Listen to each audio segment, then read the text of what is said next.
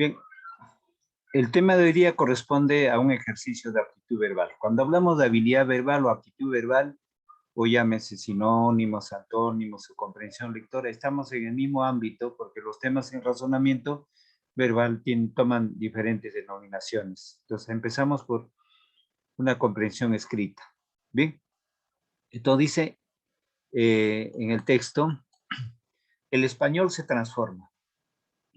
Bien, la idea de la pureza o inviolabilidad del idioma me parece inútil y anacrónica. Estamos, es verdad, rodeados de palabras inglesas, aunque no siempre por razones culturales. El hecho de que usemos términos como mouse o chip, por ejemplo, no solo se debe a la influencia del inglés, sino también a las ventajas de abreviar palabras. En una era de comunicaciones rápidas, defender el español de la invasión del inglés es tan absurdo como haber querido defenderlo del árabe en otros siglos. Hoy, las palabras de origen árabe, zanja, alcalde y acequia, entre muchas otras, integran nuestro idioma y son españolas. Lo mismo ocurrirá con las palabras inglesas que ya son parte de nuestra jerga y gramática, es decir, ya son nuestras. Entonces, este texto implica a un tema de prestación lingüística. El castellano tiene influencias, por ejemplo, del 5% de palabras de origen árabe. El 75% de las palabras del castellano es del latín. Y mínimamente, pues así como del inglés, en las disciplinas deportivas, por ejemplo, son de origen inglés. O el caso de la palabra madame es propia también del francés como del inglés. Y así muchas palabras, el castellano en su formación ha recibido como una prestación. Entonces, desde ese punto de vista, como en el texto se dice, es innegable en ese proceso de formación, ya van pasando palabras de un idioma a otro por diferentes razones, ¿no? Culturales, históricas, o también básicamente de la expresión de la oralidad. Bien, entonces cuando dice acá, por ejemplo, anacrónica, el término anacrónico o anacrónica significa que estamos en un ámbito ya de desuso. Viene de la palabra arcaica, que ya no se utiliza. Pero pensar anacrónicamente es pensar antiguamente, muy antiguamente, fuera de los cambios que se desarrollan en la expresión básicamente de lo que es los cambios que se dan en el lenguaje. Todos los cambios que se dan en el lenguaje necesariamente uno tiene que adoptar. Entonces, siempre el ser humano está sujeto a los cambios. Y también en la lengua, en el castellano, en cualquier otra lengua, siempre habrán cambios. A eso se lleva innovación. La tecnología moderna está en constante cambio. Y el pensamiento del hombre, de la vestimenta, de la música, todo es una constante de cambio. Y en esa constante de cambio rompe con el sistema o con la palabra anacrónico. Lo anacrónico es aquello que ya no se usa, aquello que es antiguo, aquello que es muy arcaico. ¿Sí?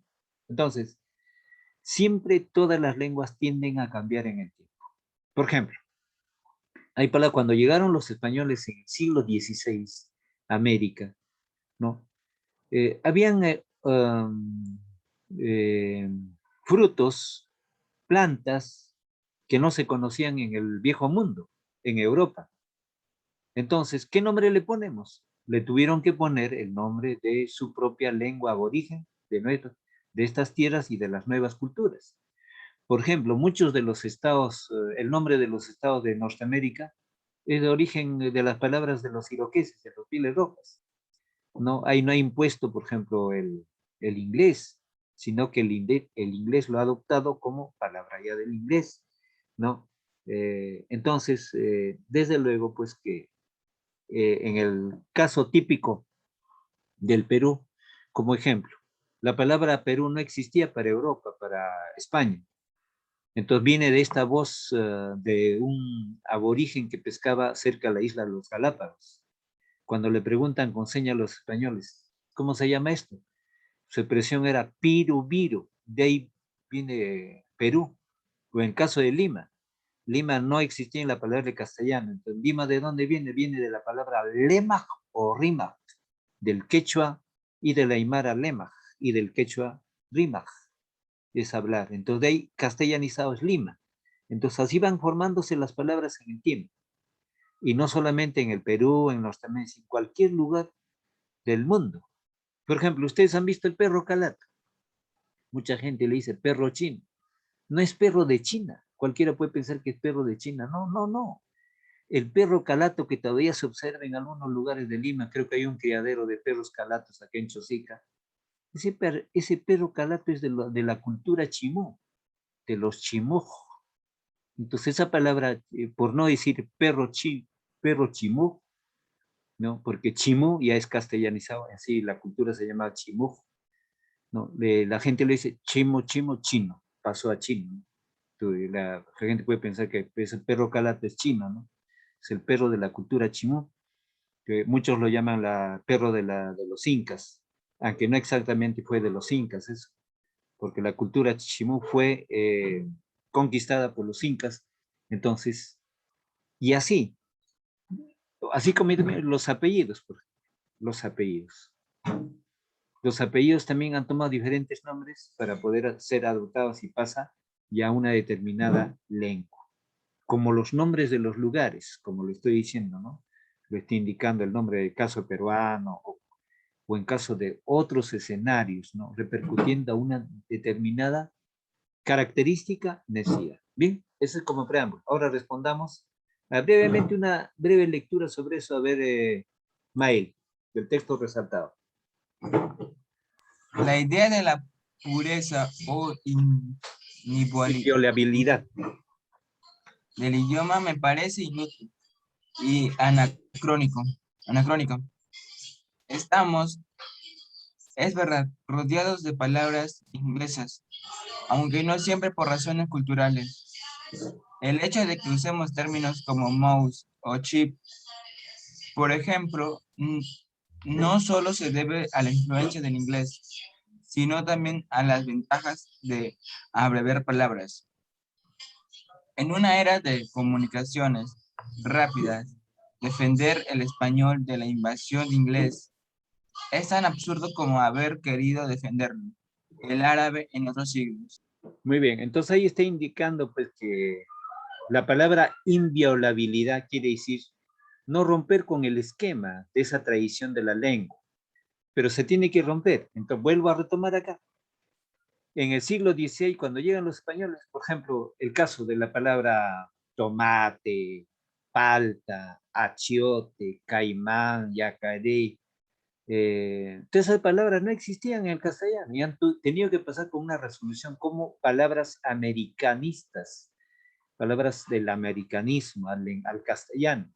Entonces, la Real Academia de la Lengua Española es la que norma o rige este ámbito. Entonces, con una resolución ellos lo pasan a lo que es el escenario de, del escenario, ¿no? Del conjunto, ¿no? Del florilegio de las palabras de un idioma. ¿Bien? Entonces ahí dice invasión, pero invasión básicamente del término.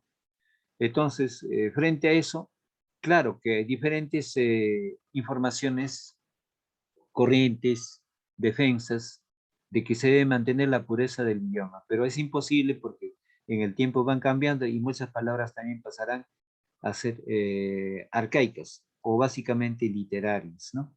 Así también amplío este tema que muchas lenguas también han pasado a ser lenguas muertas o lenguas solamente de biblioteca, ¿no?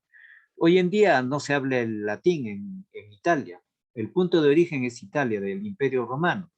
Nadie habla latín. Solo latín ha pasado a ser una lengua de biblioteca, cultural, ¿no? En Italia se habla el italiano, no el latín. Entonces ya pasó a ser. Pero hay lenguas que han desaparecido. La misma lengua del perro calato, de los chimús, ¿no? Hace 30 años hablaba todavía 4 o 5 personas esta lengua hablaba, que no era el quechua. Hoy en día nadie habla, entonces es una lengua muerta. También muchas lenguas mueren totalmente y otras lenguas, el griego y el latín, vivirán tiempo porque está en los documentos escritos como fuente cultural de dos grandes culturas, también eso implica. Entonces, Muchas lenguas han desaparecido. Bien. Entonces respondamos, a ver, Andrés, el segundo párrafo, lectura. Hoy las palabras de origen árabe, zanja, alcalde y acequia, entre muchas otras, integran nuestro idioma y son españolas. Lo mismo ocurrirá con las palabras inglesas, que ya son parte de nuestra jerga y gramática. Es decir, ya son nuestras. Y está, profesor. Muy bien. Entonces, 1. ¿Por qué el autor le parece inútil la idea de la pureza de un idioma? Entonces, respondemos acá. Porque estamos rodeados de palabras inglesas. Porque estamos rodeados de palabras inglesas. Y no siempre por razones culturales. Y no siempre por razones culturales, sino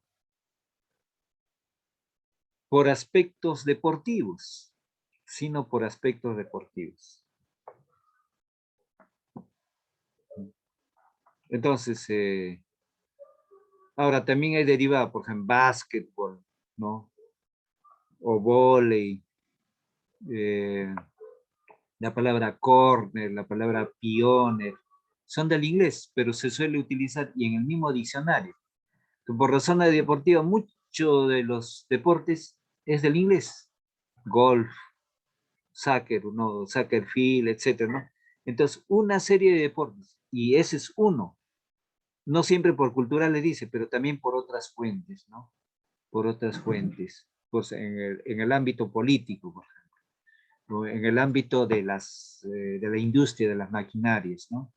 Entonces, no existe ese término en esa lengua, entonces de frente uno adopta esa lengua o esa palabra del otro idioma. Bien, en la pregunta 2 dice, ¿cuál es el propósito comunicativo del autor? La palabra propósito tiene como sinónimos objetivo, meta, fin. Sinónimo de la palabra propósito. Objetivo, meta, fin. Entonces, ahí tenemos. Convencernos de que es imposible, respondemos. ¿Cuál es el propósito? Convencernos de que es imposible, convencernos de que es imposible que una lengua, convencernos de que es imposible que una lengua evolucione, convencernos de que es imposible que una lengua evolucione de manera aislada. Repito, convencernos de que es imposible que una lengua evolucione de manera aislada. Pregunta 3. Sí, como afirma el autor, las palabras árabes ocupan nuestro idioma y se han españolizado. ¿Qué sucederá con las expresiones como trending topic? Ya. Entonces, respondemos ahí, por razones culturales, históricas, deportivas, alimentarias, tecnológicas, punto y coma, las palabras del inglés pasarán al ámbito castellanizado. Pasarán al ámbito del castellano. Pasarán al ámbito del castellano.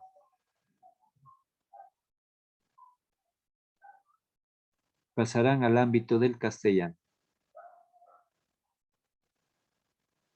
Como el caso de trending topic.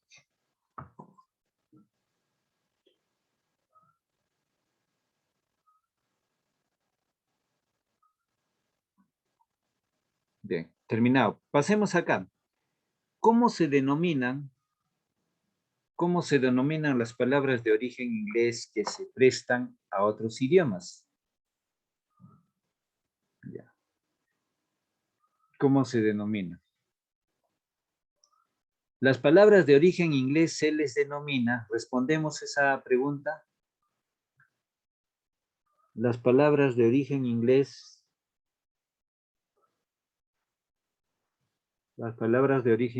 se denominan. Las palabras de origen inglés se denominan anglicismos, entre comillas, anglicismos. Las palabras de origen inglés se denominan anglicismos. Anglicismos.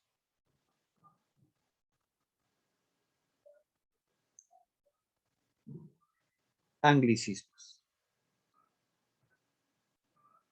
Pregunta 5. ¿En qué se diferencia un extranjerismo de un préstamo lingüístico?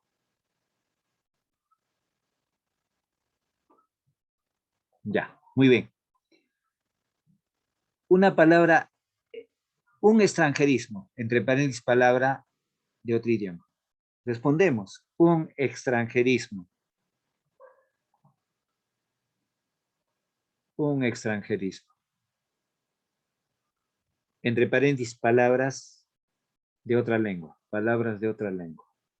Cerrar paréntesis. Cerrar paréntesis. Se utiliza en la otra lengua. Se utiliza en la otra lengua, coma, pero sin autorización de la Real Academia. Pero sin autorización de la Real Academia de la Lengua. Sin autorización de la Real Academia de la Lengua. Y mientras que un préstamo lingüístico,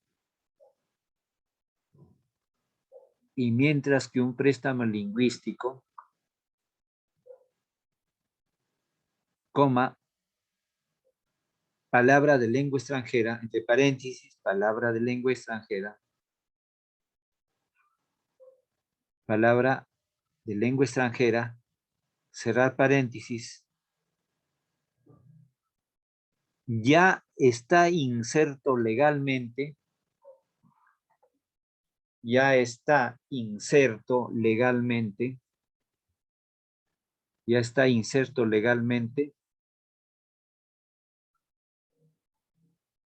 por disposición de la Real Academia.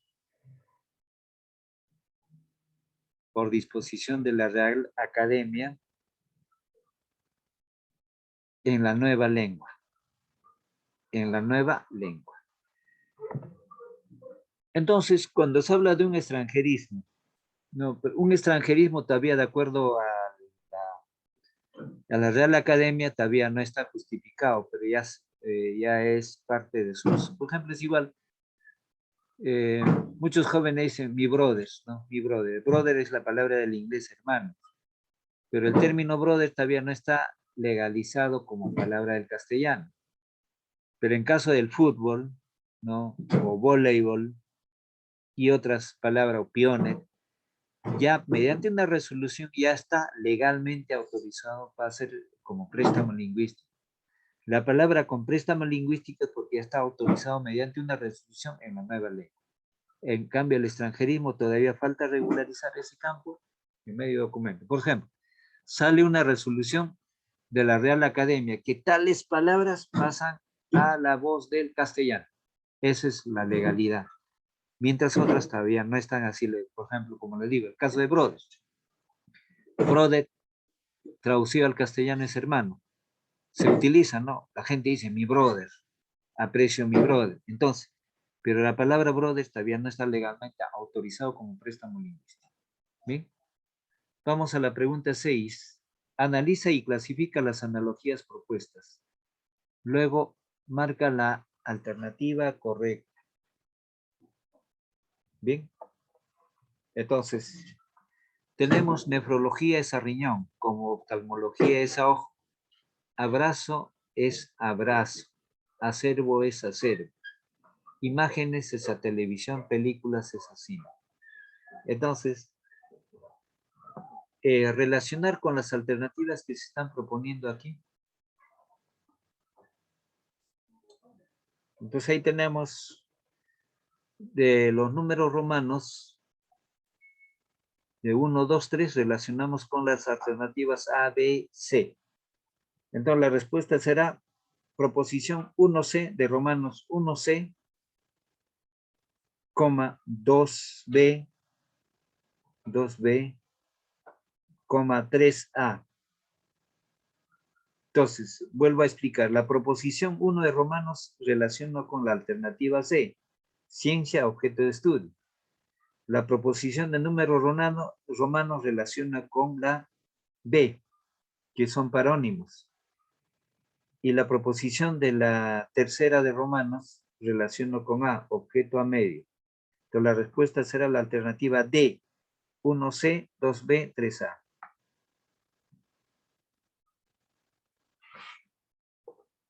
Bien, ahora pasemos a la pregunta 7. En la pregunta 7, identifica y escribe el tipo de relación que corresponde a cada par de palabras. Ya, entonces, tenemos ahí. En este caso, por ejemplo, deterger es a ensuciar. Está en una relación de antonimia, ¿no? Entonces, una relación, una palabra base en función a eso, pero no directamente al ámbito de limpieza, ¿no? Entonces,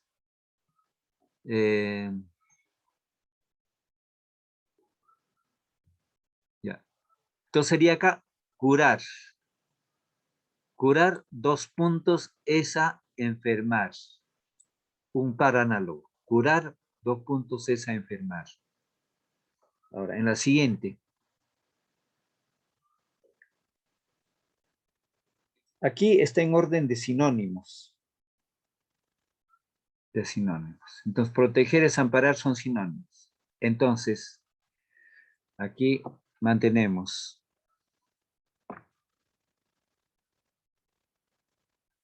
un sinónimo. Entonces, precisamos acá ilustrar es a informar. Ilustrar, 2 puntos, informar. Un par análogo. Ya, un par análogo. Octubre, diciembre. Ya, entonces, aquí, un par análogo. Enero es a marzo. ¿Por qué razones? Octubre viene en noviembre. Entonces salta uno. De octubre a diciembre, un más saltado. Enero es a marzo, salta a febrero. Enero, 2 puntos, a marzo. Becker es a rimas. Entonces, ahí, por ejemplo, Becker compuso rimas. Entonces, busquemos un autor. Un autor. Bien. Anoto acá. Anoto acá. A ver. Anoto, a ver, en este. A ver, si esas rimas. Calderón de la Barca, 2 puntos, teatro. Calderón de la Barca, 2 puntos, teatro. Ya está, para análogo. Acá, por ejemplo, cemento es a cimiento. Ya, un par análogo. En este caso corresponde a paronimio. A paronimio. Entonces, aquí voy a anotar acervo con B, 2 puntos, y acervo con V. Ya, acervo con B y acervo con V. Punto. Entonces hemos buscado los pares análogos de ambos casos. 8.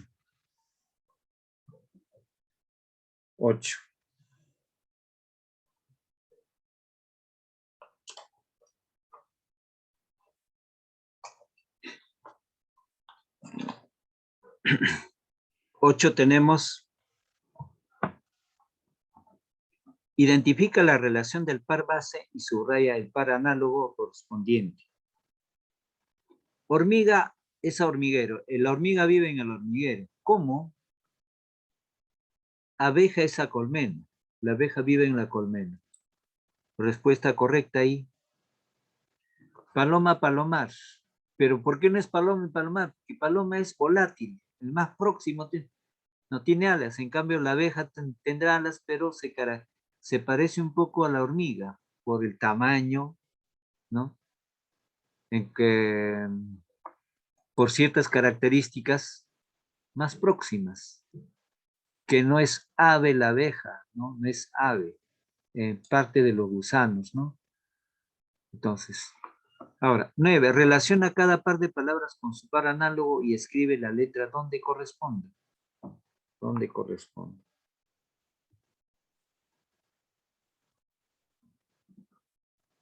Entonces,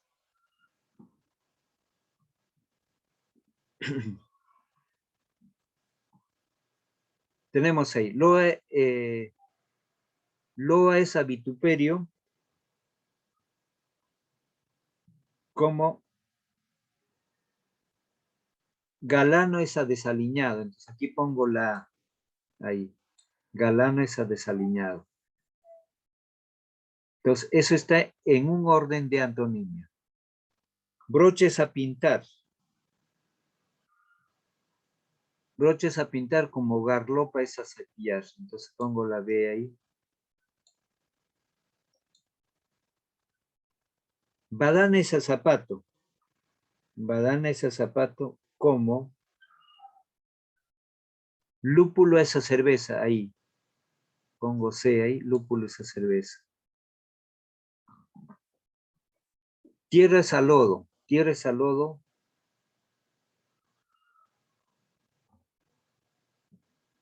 Como detergente esa espuma. Ahí.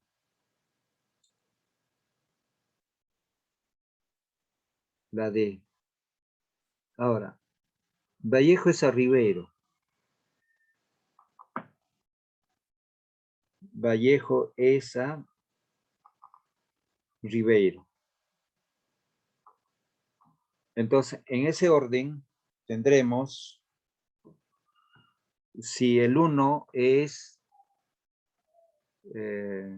poeta y el otro es cuentista.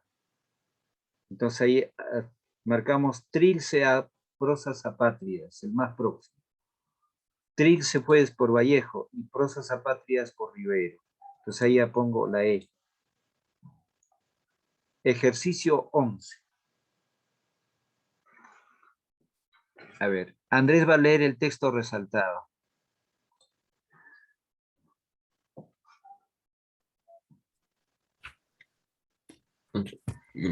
Si me ofrecerían la inmortalidad, no la aceptaría. ¿Cómo soportar la idea de que el tiempo será infinito solo para mí? Los dioses deben sufrir al ser conscientes de que su tiempo es eterno. Ellos, ellos no son capaces de disfrutar de la belleza de un instante, porque en ese instante no significa nada para ellos. Beber un poco de agua cuando tengo sed, robarle el beso al ser amado, llorar ante la inminencia de la muerte. Esos instantes solo se experimentan porque son efímeros, porque son únicos. Algún momentito se ha ido unos segundos, Andrés.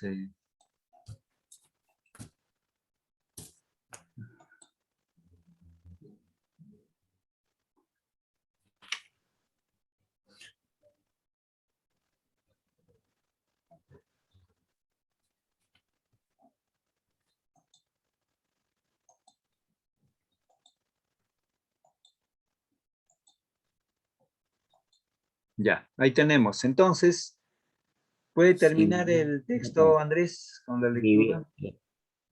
Esos instantes solo experimentan porque son efímeros, porque son únicos. Si viviera para siempre, la palabra instante no significaría nada para mí. Muy bien, gracias. Entonces acá tenemos, lee el texto y desarrolla la actividad sugerida. ¿Cuál es la actividad sugerida? ¿Cuál es el mensaje implícito del texto? ¿Qué significa la palabra implícito? La palabra implícito significa aquello que no está en el texto. Es aquella información que ya no está en el texto, uno tiene que deducir. Entonces es aquella información que por condición tácita tenemos que señalar. Ahora, ¿qué significa inminencia? Inminencia es la proximidad de la consecuencia, inminencia, algo que ya no puede detener nada. Otra palabra, a ver, consciente. La conciencia está en nuestro entorno del yo, de nuestro pensamiento, ¿no? El conocimiento propio para algo, ¿no? Entonces, ahora, anotemos, ¿cuál es el mensaje implícito del texto? En otras palabras diría, ¿cuál es el mensaje tácito? Cuando hay una palabra, el término implícito pide una inferencia. Entonces, la inferencia es aquella deducción que desarrollamos ya por razonamiento, por lógica. ¿Bien? Entonces, respondemos. ¿Quién tuviera vida eterna? Ser la respuesta sobre eso, el mensaje. ¿Quién tuviera la vida eterna? ¿Quién tuviera la vida eterna? No valoraría, repito, quien tuviera vida eterna no valoraría los instantes. Quien tuviera vida eterna no valoraría los instantes que ésta nos brinda. Los instantes que ésta nos brinda. Repito, quien tuviera vida eterna no valoraría los instantes que ésta brinda. Por ejemplo, en lenguaje, quiero decir, en lenguaje estamos en el tema de los verbos. Acá, cuando dice la respuesta, ¿quién tuviera? La palabra tuviera del verbo tener. Tuviera no está en presente indicativo, está en subjuntivo. Como verán, el subjuntivo lo podemos ver en los diálogos, en las canciones, en cualquier otra manifestación. Y acá, por ejemplo, la respuesta es cuando se utiliza la palabra tuviera del verbo tener, está en subjuntivo. Subjuntivo. ¿Bien? Entonces, ¿alguna duda, alguna pregunta al respecto?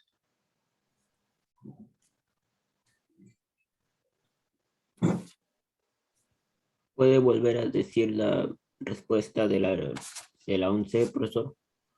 ¿De qué número? 11. La 11. Voy a repetir del ejercicio 11 la respuesta. ¿Quién tuviera vida eterna? ¿Quién tuviera vida eterna? ¿Quién tuviera vida eterna? No valoraría. ¿Quién tuviera vida eterna no valoraría los instantes que ésta nos brinda? Los instantes que ésta nos brinda. Ya. Entonces, ya. Entonces, es importante manejar el vocabulario, ¿no? Por ejemplo, en el ejercicio 8, mayormente son colectivos, ¿no? De sustantivo individual a colectivo, cuando dice, por ejemplo, hormiga, hormiguero, abeja a colmena, paloma a palomar, lobo a madriguera, pez a pecera, ave a andada. Pero en otros casos, por ejemplo, el conjunto de pez sería cardumen, ¿no? Entonces, el conjunto de lobos también podría ser manada. ¿Bien? Entonces, es relativo a eso. ¿Bien? Importante el razonamiento que tenemos que manejar el significado de las palabras, saber relacionar, saber identificar, ¿no? Entonces, yo con eso creo, estamos ya finalizando la sesión de aprendizaje. Si no hubiese alguna duda ni alguna pregunta, entonces doy por terminado la sesión de clase hasta el día de mañana. Si no hubiese alguna pregunta,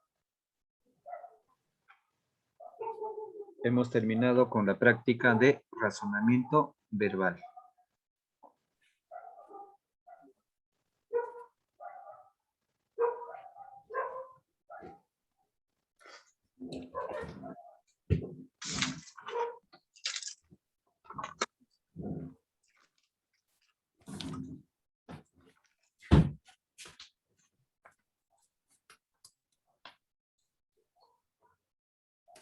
Entonces, hasta el día de mañana, muchachos.